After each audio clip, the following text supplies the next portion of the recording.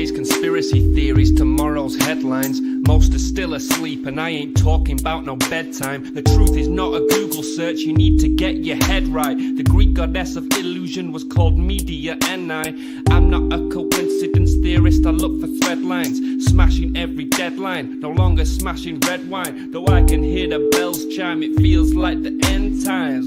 That probably should have been smashed on red wine, but the carnal mind is foolish. Obey and end up ghoulish. Don't get used by instinct, take control and learn to use it. Make a load of earnest music, earn a few quid, learn a few tricks. Sure, the truth is persecuted, this whole world is pure abusive. Know a bit about everything and everything about nothing. Figured out my noggin while you picture out shopping. You sit about watching while I dish it out, stop it. I don't mean to sound cocky, I'm not even proud of it. It's a second nature to me just to be this out honest. I don't even need to sound honest, never been about profit. Everything but out on it, you can bet your house on it. Doubt I'll be out for the count when the sounds, and I'm down for the beat, no beat down. I mean, how long's it been? Help me out. I've been the only one who's held me down. All in the mind, hell freeze now. Still sick with it, healthy how? Few bars down and the world freaked out. I don't reach out, I seek out to speak out. I'ma recount the reasons they beat out.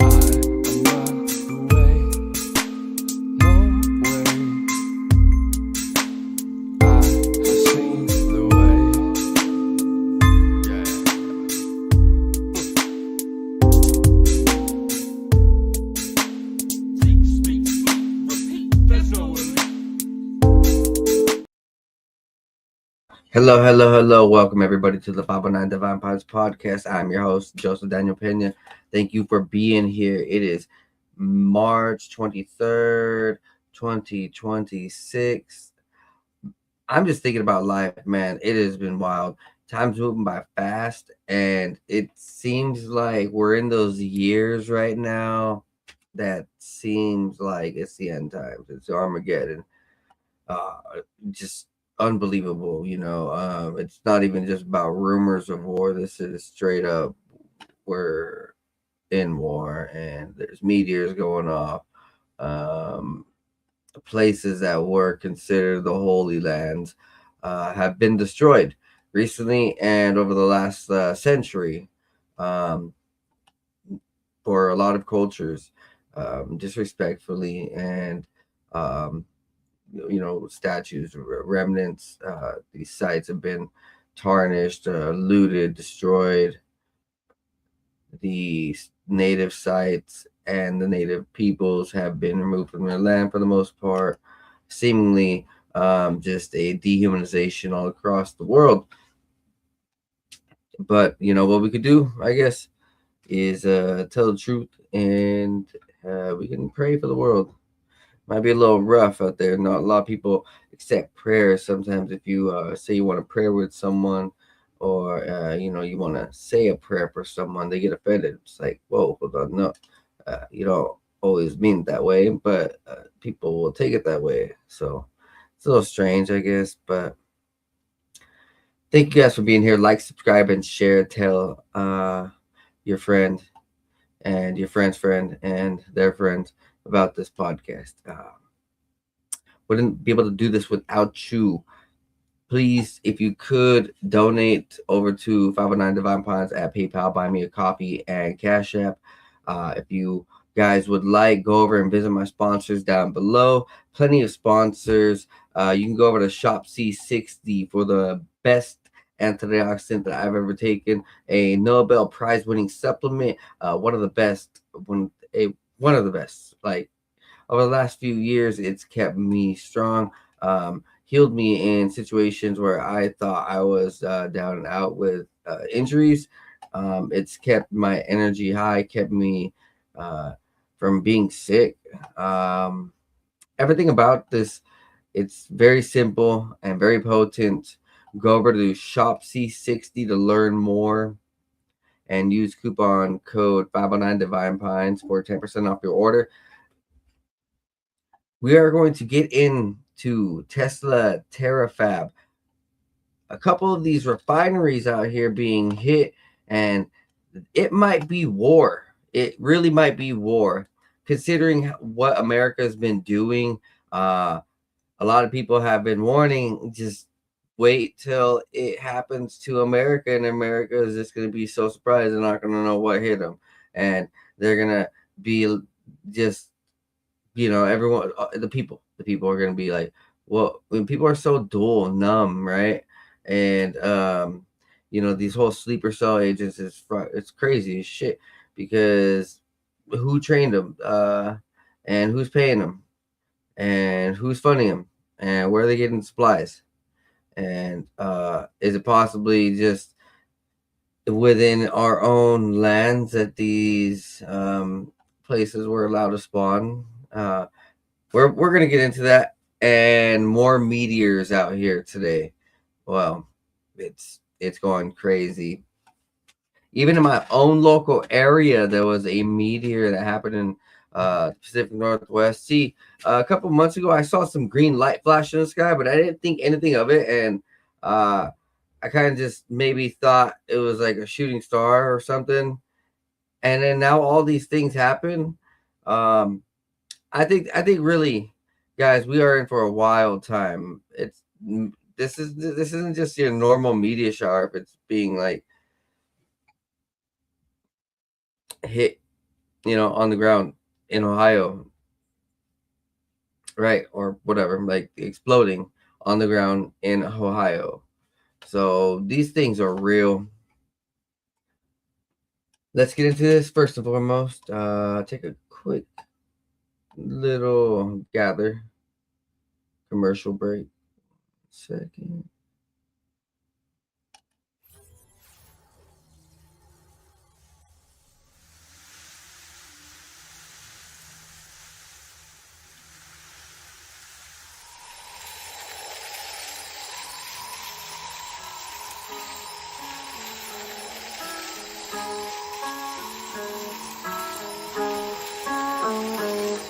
Not new, what I do. I've been at it for a minute, pursuing, doing the damage new.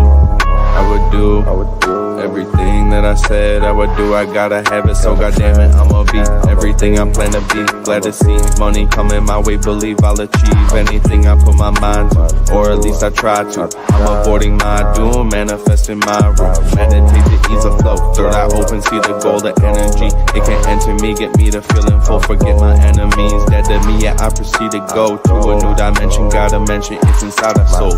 Go inside, fuck the outside. Never tell lies, show pride for belief. Gotta keep the range wide, so instead I just write another hit. Getting fried, rolling up, smoke another blunt for the good times. Good times, bad times makes for the good rhymes. So it never matters, I just learned, no I can't hide. Thank God for every second was birthed with the mind of an ancient soul who's just waiting for the next sign. I'm always watching, vision like a hawk, have 'em flocking. When I drop it, I'm talking, have 'em knocking. The knowledge that I'm dropping, I'm coming out the noggin, I'm logged in. That's the intuition, nothing wrong with doing what you feel is right, everybody got this. Usually feel it in the night when I'm dropping knowledge. Never even needed any college, abolished people telling people what they want. I do not wish control over anybody, do it for the profit. That's the reason that they push it, do it from the cockpit. Cause they got the money, want the money on the mob shit. On the mob shit, but I know they ain't gon' make it, shit is poppin'. At the end of time, new age topics. Revolutionary crusade cross, here we go to a new space. Yeah, we enter in a new place. Louis V on my shoelace, rolling with the blue face. Yeah, I'm wondering what you chase. Just another dude caught up in the rat race. Moving my pace, lot of people looking at me sideways. I chase future preparations, gotta go through my phase. Till I'm ready to rearrange it. Happen on a daily basis, tripping oasis. When so many people that I can see through their faces and touch, so I'm reading minds, feel like I'm evasive, persuasive. Cause I feel the vibe, manipulation, I'm patient. Yeah, I feel the vibe. It's off mute. Man, I can never tell if this is off mute quick enough. Yo, let's get into this, man. Oh, dude. Where's switch this over. This is what I need. This is why I need an assistant. 100%. Go follow my Twitter. Go follow my social medias over at 509 Divine Pines. Yo, so this oil refinery, I think this might be because of some attacks over there in the Middle East that America is kind of responsible for, or condoning, or just doing themselves? Well, yeah, this is insane. So a deleted Saudi tweet predicted Port Arthur refinery attack 1 hour before the explosion. At Al Hibi 43, a Saudi X account created in April 2023 and connected via a Saudi Android app, posted a specific warning that Motiva Enterprises in Port Arthur, Texas, the largest U.S. refinery at up to 720,000 barrels per day, would be destroyed within a week. The post went up an hour before the Valero refinery explosion. 1 hour, guys. That's an inside job. The user then deleted the warning and all 4,739 of his previous posts. He follows no one and has made 931 videos and photos. So sounds like an agent or a secret cell or someone who is on the inside job. Whoa. Now, there's a second part to this. The much larger and Saudi-owned refinery that is right across the street of this Port Arthur. So the Saudi refinery is right across the street from the Valero refinery. Not just a coincidence, and not just a coincidence that this Saudi account posted a warning. But this is not all. So they say it's just coincidence, guys. They say it's nothing to worry about. While gas prices are going through the roof, this doesn't do anything for the lower middle class. This only hurts everyone. This hurts everyone who is let's just say below 200,000, even maybe below 100,000. If you're over in California, yeah, their rent is ridiculous. So maybe their $10 a gallon gas might just be hurting them. This is insane. The elite are just getting richer. They're not really hurting. Well, they're in their $1 billion, $1 trillion mansions, estates, their cities, their jets, whatever they're even driving these days, flying these days, riding around these days. Like they're just, you can't even fathom how much minerals and resources they're wasting and then taxing us through the roof. It's all on purpose, guys. 23 oil and natural gas facilities across 9 countries in the Middle East have been hit by military strikes from Iranian, Israeli, and U.S. forces. Today, the port of Valero was hit today. Russia's biggest refinery was hit yesterday. You need to wake up and pay attention. So this is all just to match up with the Agenda 2030 and their global plan, the World Economic Forum's global plan to have electric cars. See, over here in Washington State, our previous governor, Governor Inslee, made this law where it's like by 2030 you're supposed to have electric cars. Anybody who's driving gas or diesel is going to get banned. Well, that's kind of like the World's Economic Forum's plan. These guys and the elites, they really want that. They want to have all gas out. They want to have all their little electric cars because they could control it. They can turn it off. They can literally drive you where they want you to, how far they want you to. And if you don't say what they want you to on social media, they can shut off that electric car, which is why the power to gasoline engines is all more the merrier. Diesel engines, all more the merrier. I love me some that natural actual engine power. The electric engines kind of just sound whack. It doesn't sound like anything. They're weak. They can't be controlled. They can only last as long as you have a battery charger. Oh shit. If the electricity goes out around the world, you're kind of fucked. But if there's gas, you can make gas. That brown dude, Julian Brown is making that plastoline gas. He just made gas with a plastic. Now these oil refineries are costing us so much money, guys. It's insane. At least over to schools. Like, come on, why are you blowing up children?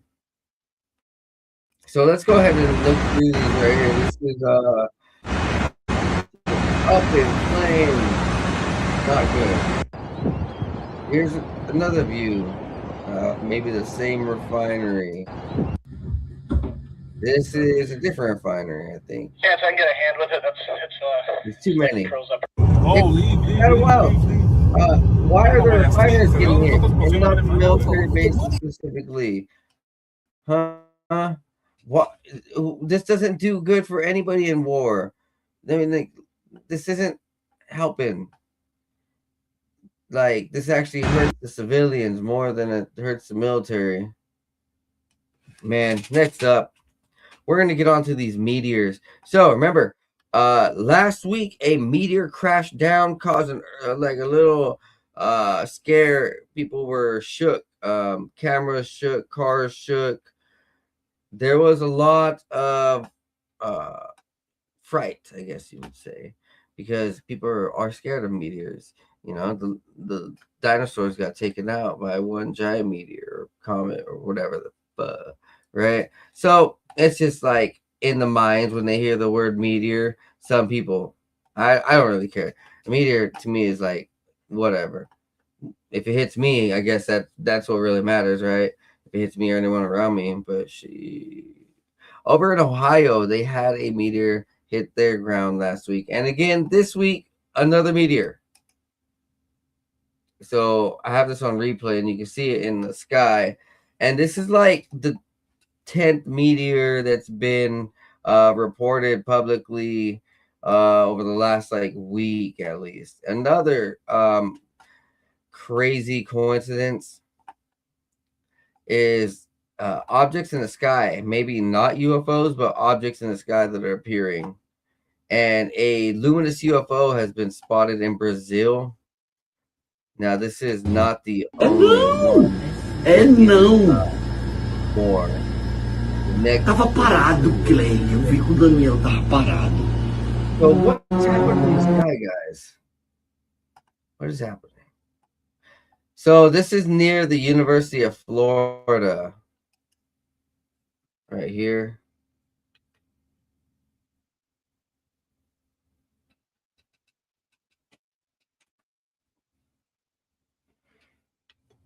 So, whoa.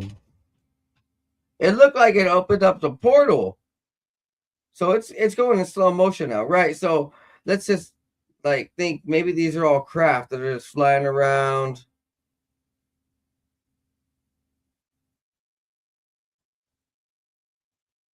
Because they're not really in. Well, they went into doubles, and then one split off or two split off. Then they flew around, went down past the ring. But this is where it gets a little trippy. So whatever this ring is, it's like causing a dimensional rift. You can see like the waves, you know, the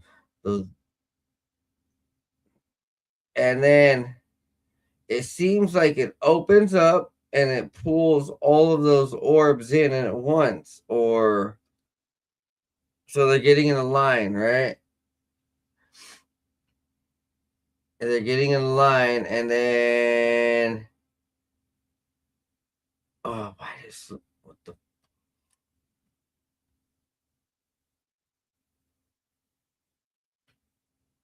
they get in a line.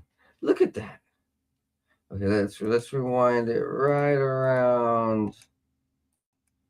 I can see it the first time.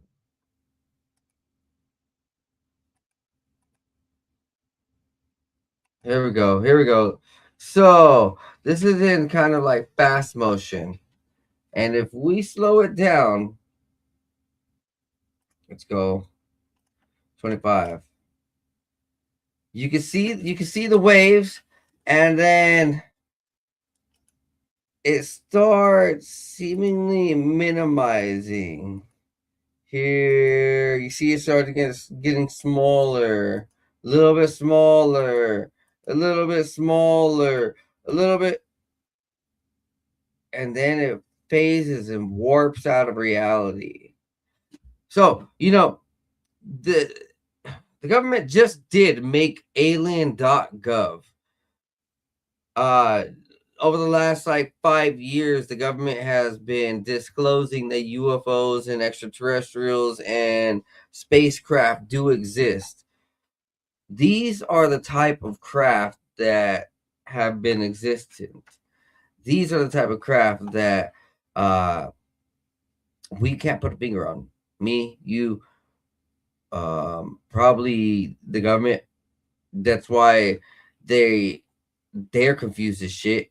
Like, they can't even give us a straight answer when they're like, well, these are kind of seemingly a threat to security. Well, we haven't found out who they are. We have a reverse engineered craft from 1942, and then, like, maybe a few others. But what is this?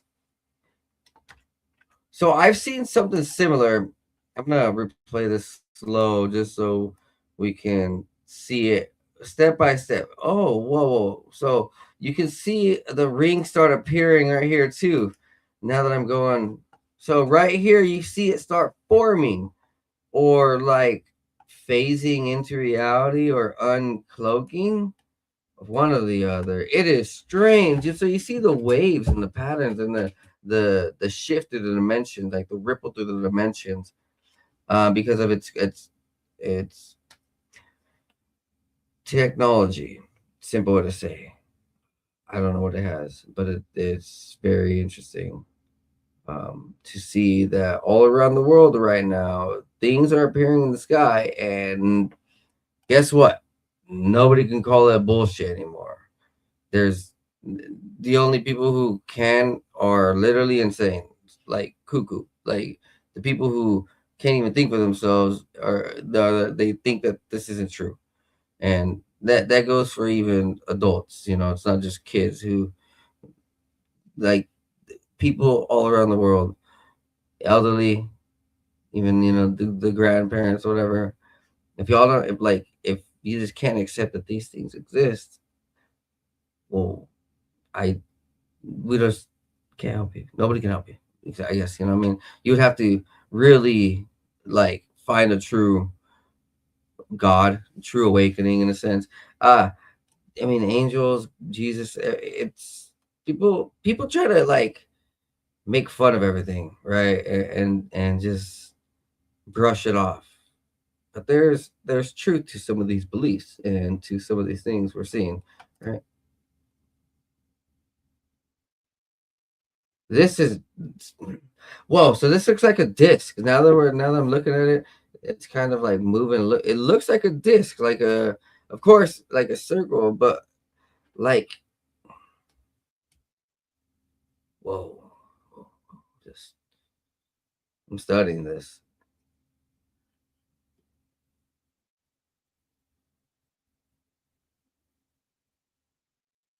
So this gets in a line,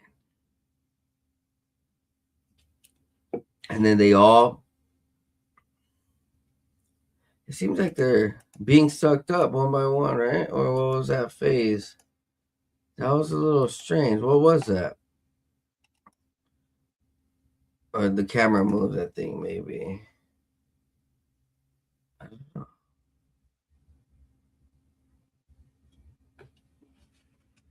The orbs disappear, and then the ring disappears. Yep. Tell you what, aliens. That's the only way to describe it. You know who else is a super alien? Elon Musk. Oh man. So I'm just gonna keep on reading all about this and everybody's opinion. The vision is finally taking shape. As of March 2026, SpaceX and Tesla have finally teamed up for Terafab, the mission over a terawatt of annual compute dedicated to deep space AI and off-world tech. A massive, unified push for off-world civilizations. Well, that's what people think. A lot of people are like really speculating. This is like he wants to get off world, and he wants to get off the world now. So it's a massive unified push into the next frontier. So pretty much would allow us to start living in space. Elon Musk like pretty much silent dropped this. He didn't really tell people he was gonna drop all this and you know try to build it up week by week. Nope, just out of nowhere he boom laid out for everybody. Elon Musk's vision and tech being built in the shadows shows why he's a fierce competitor. Nothing is a coincidence. The original contract address was deployed on November 26, making it the first registered on-chain. So in November 26, he created the registered name or whatever. So he like registered this. So he knew what he was doing in silent, and he didn't really like need to tell anybody. Elon Musk is a smart man. And we're gonna listen to this clip right here. So it is about a 20-minute clip, and you guys have heard me for about 30 minutes, so you can hear an even smarter man for 20 minutes. I'm done. In order to understand the universe, you must explore the universe. And that's the motivation to accelerate humanity's future in understanding the universe and extending the light of consciousness to the stars.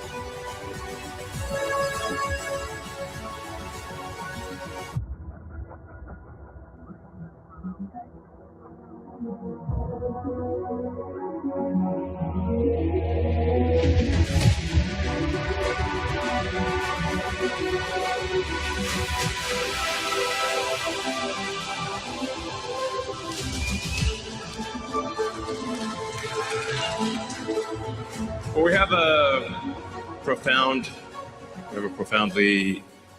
important announcement to make, which is the most epic chip building exercise in history by far.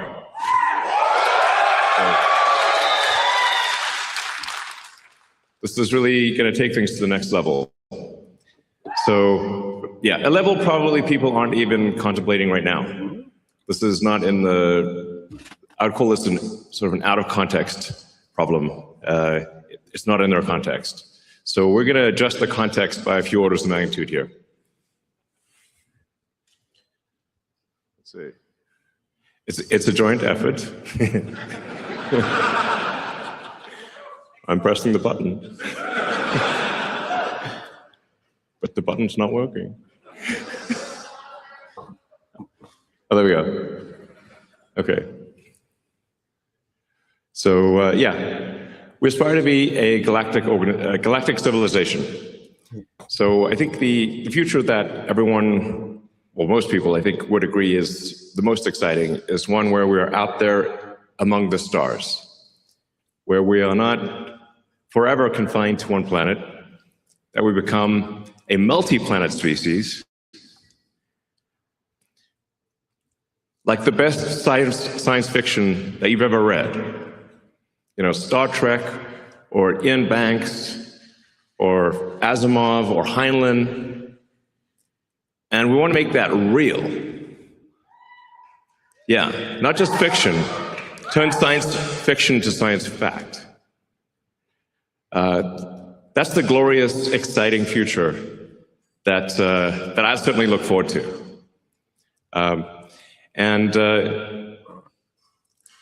It's worth considering sort of like, how would you rate civilizations?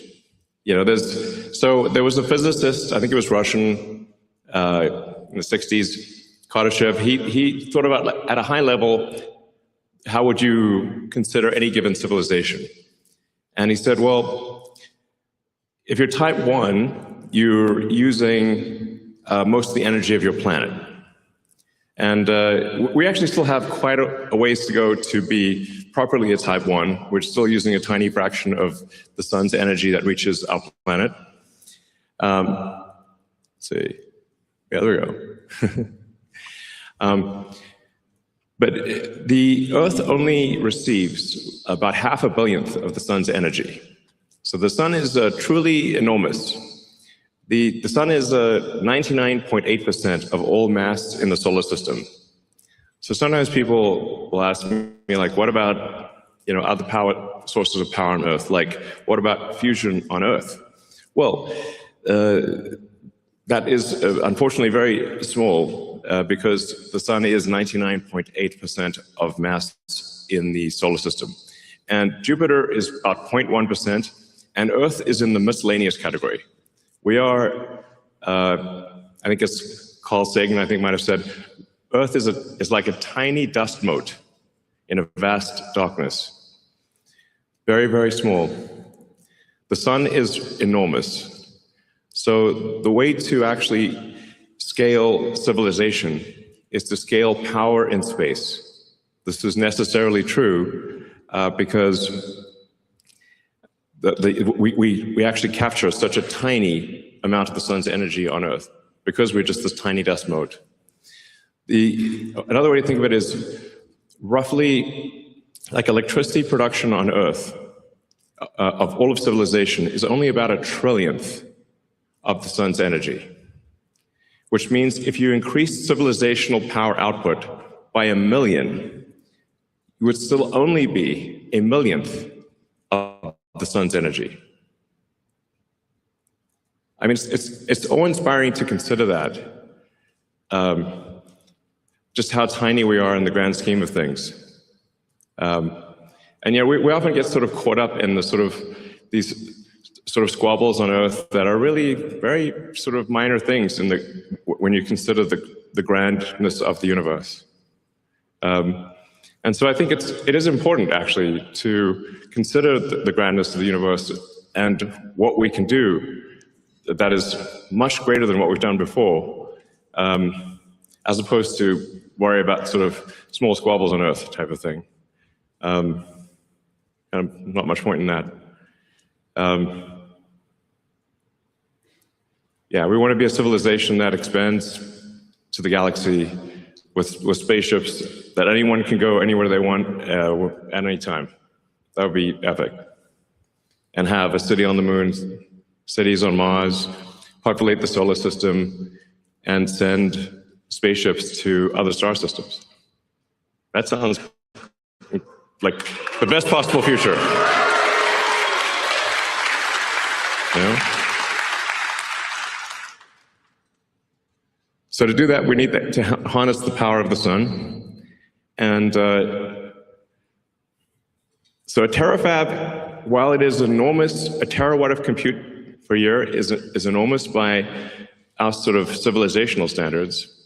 It is still just one step along the way of being even a Kardashev. You still have a long way to go to even be a Kardashev 2 level civilization, and you're not even registering as a Kardashev 3.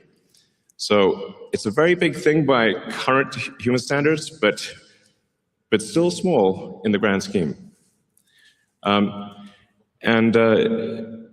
It's very difficult for humans. So to accomplish this very difficult goal really requires a combination of efforts of SpaceX, XAI, and Tesla working together to create this epic Terafab project. So.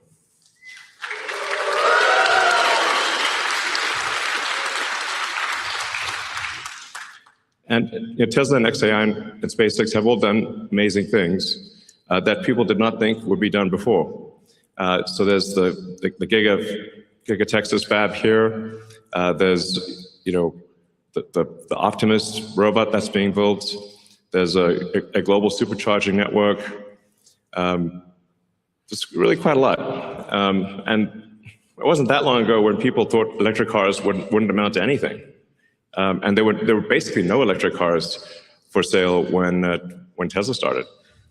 And people said it was impossible, and now Tesla's making 2 million electric cars a year. Yeah.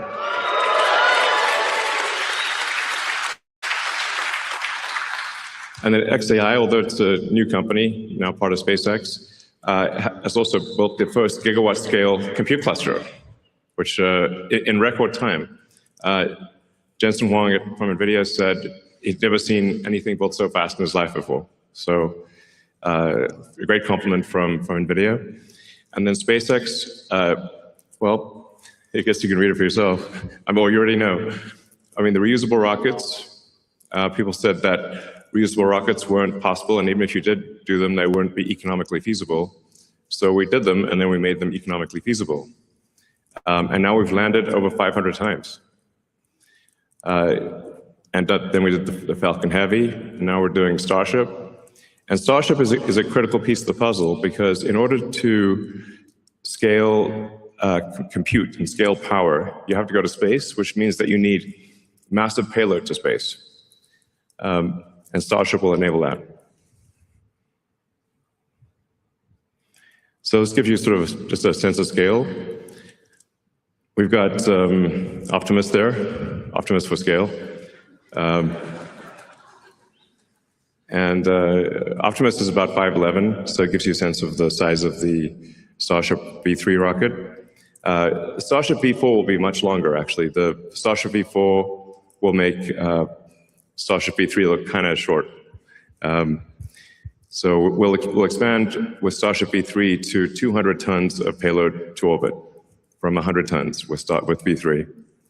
And then you can see that that's just a rough approximation of the mini version of the AI sat. So that's roughly 100 kilowatts. It's showing the solar panels and the radiator to scale. So for some reason, there's been a bizarre debate about radiators in space. It's safe to say SpaceX knows how to do heat rejection in space with 10,000 satellites in orbit. Might know a thing or two. So you can see the radiator is actually quite small relative to the solar panels. And we call that the mini-sat, since that's just 100 kilowatts. We expect future satellites to probably go to the megawatt range. No.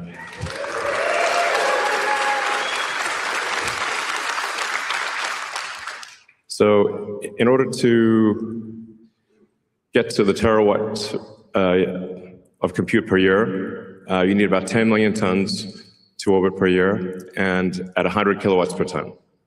So we're confident this is feasible. Like, no new physics or impossible things are required to get there. So I'm confident actually that SpaceX will get to 10 million tons to orbit per year. And then we're building up to a terawatt of solar. So that will solve the solar problem, the power generation. So then the key missing ingredient is therefore a terawatt of compute. So this announcement is about solving the key missing ingredient. To give you a sense of what we're talking about, the current output of AI compute is roughly 20 gigawatts per year. This chart explains why we need to build the Terafab. Because all of the rest of the output from Earth is about 2% of what we need. So if you add up all the fabs on Earth combined, they're only about 2% of what we need for the terawatt project, or Terafab project. So, We certainly want our existing supply chain, to be clear. We're very grateful to our existing supply chain, to Samsung, TSMC, Micron, and others. And we would like them to expand as quickly as they can, and we will buy all of their chips. I have said these exact words to them. But there's a maximum rate at which they're comfortable expanding, but that rate is much less than we would like. And so we either build the Terafab or we don't have the chips. And we need the chips, so we're gonna build the Terafab.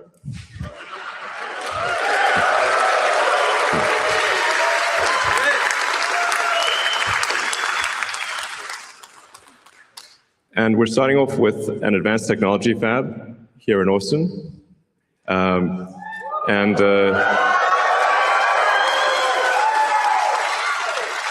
I believe Governor Abbott is in the audience. I'd like to thank Governor Abbott and the state of Texas for their support. All right. So in the advanced technology fab, we will have all of the equipment necessary to make a chip of any kind, logical memory, and we will also have all of the equipment necessary to make the lithography masks. So in a single building, we can create a lithography mask, make the chip, test the chip, make another mask, and have an incredibly fast recursive loop for improving the chip design. To the best of my knowledge, this doesn't exist anywhere in the world, where you've got everything necessary to build logic, memory, and do packaging, and test it, and then do the masks, improve the masks, and just keep looping it. So, and we're not just gonna do conventional compute in this. I think there's some very interesting new physics that is potentially, that actually I'm confident will work, it's just a question of when. So this is we're really gonna push the limit of physics in compute. And we're gonna try a bunch of wild and crazy things, which you can do if you've got that fast iteration loop. That I can't emphasize enough the importance of being able to make a chip, test it, and then change the design, do another one, and have that in a single building. I think that our recursive improvement with that situation is probably an order of magnitude better than anything else in the world. Yeah.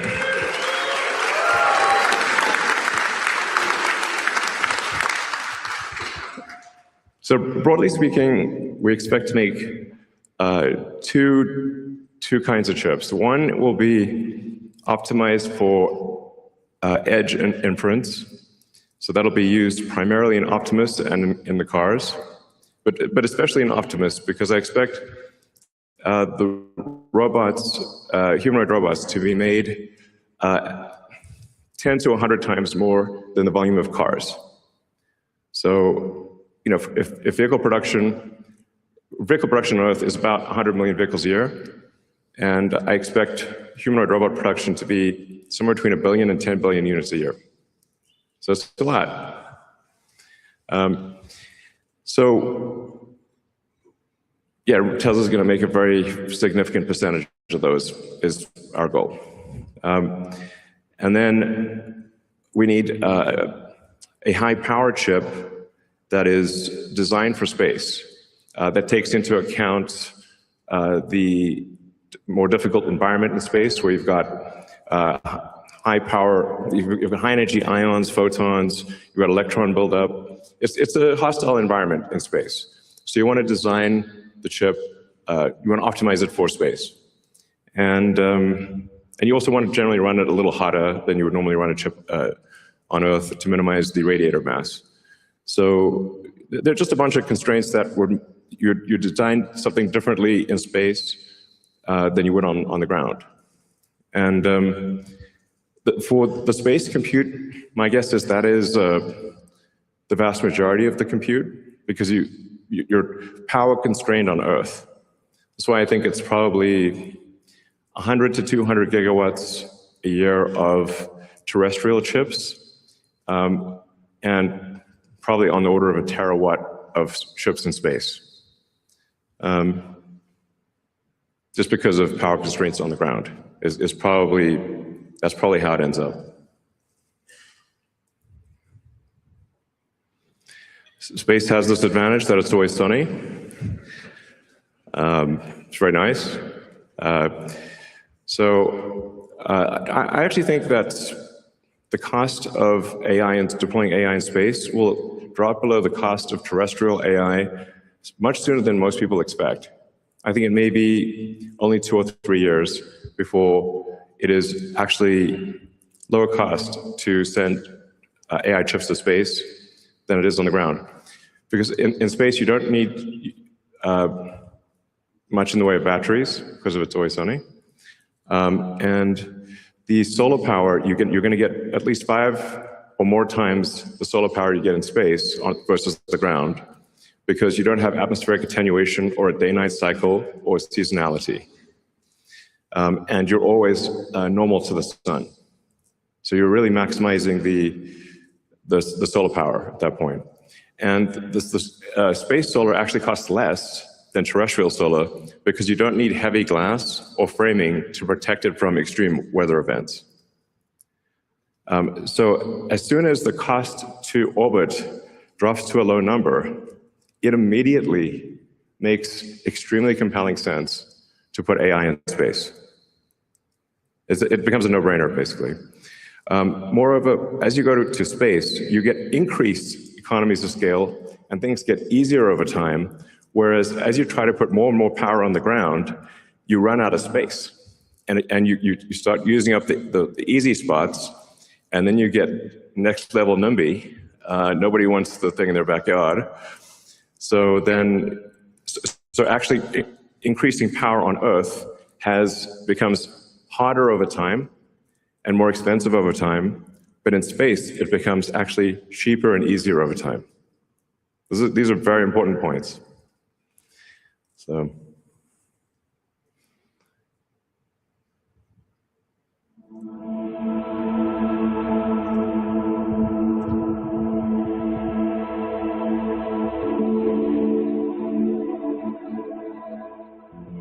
Yeah.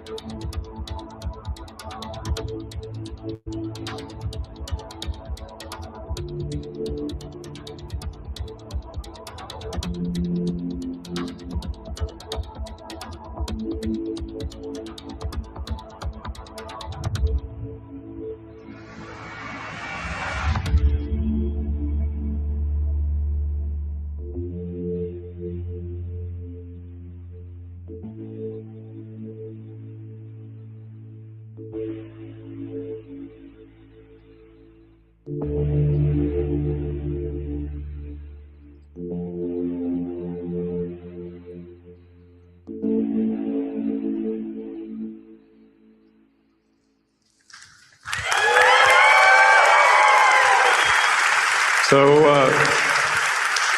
what you just saw there was, because of course you're asking what's on your mind is, well, what do you do after a terafab? Don't think small. Well, yeah, good point. So we, how do you get to a petawatt is the obvious next question. And you get there by having an electromagnetic mass driver on the moon with robots, with Optimi, and obviously lots of humans. And with that, you can send a petawatt. You can create a petawatt of compute and send that to deep space. Because on the moon has no atmosphere and has 1/6 Earth gravity. So you don't need rockets on the moon. You can literally accelerate it to escape velocity from the surface. And that dramatically drops the cost, once again, of harnessing power and enables you to go 1,000 times bigger than a terawatt. So for sure, the future I want to see, I want us to live long enough to see the mass driver on the moon, because that's going to be incredibly epic. Yeah.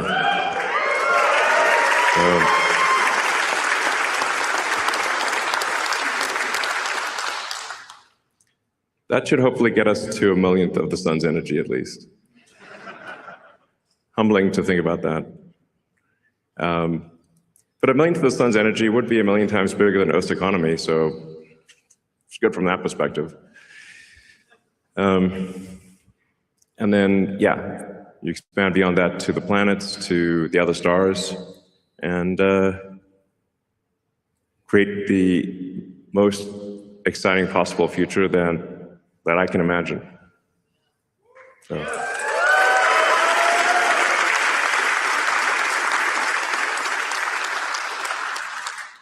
This looks a bit like the opening in Idiocracy with Mike Judge. Unlocking an age of amazing abundance. Yeah, obviously the elements of that are sustainable energy, space travel, and AI and robotics that bring amazing abundance to everyone. It's really the only path to amazing abundance is AI and robotics, which is not to say it can't go wrong. Hopefully, but I think it'll probably go right, and it'll be a future that you love.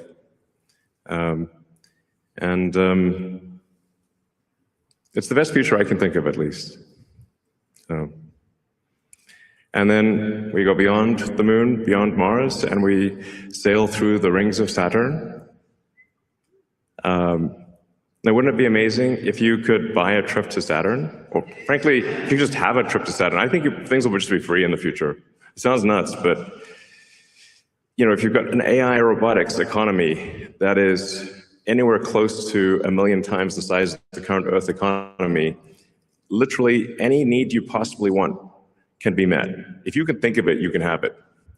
So I think Ian Banks, in his culture books, has it pretty much right, where there actually isn't money in the future, and there's abundance for everyone. If you can think of it, you can have it. That's it. Which means anyone could have a trip to Saturn. It won't be, just a few people. If you want it, you can have it. Yeah. So.